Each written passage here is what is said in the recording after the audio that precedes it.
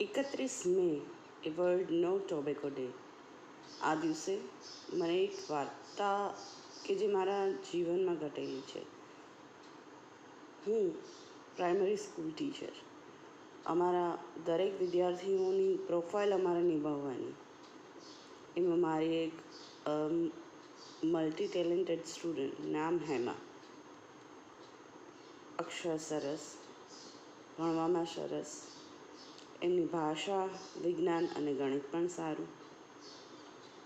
તો જ્યારે અમે એની પ્રોફાઇલ બનાવીએ ત્યારે ફેમિલી વિશે પણ પૂછ્યું તારા પપ્પા શું કરે છે? તો કહ્યું મમ્મી સોરી મેડમ, પપ્પા તો નથી,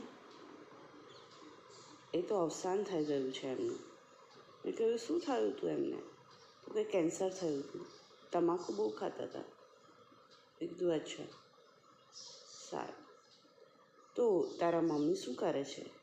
એ જીવન નિર્વાહ ચલાવવા માટે કશું કામ તો કરતા હશે ને? તો કે હા, ગલ્લો છે. શેનો ગલ્લો છે? તો કે તમાકુનો. બસ આટલું તો ઘણું જ.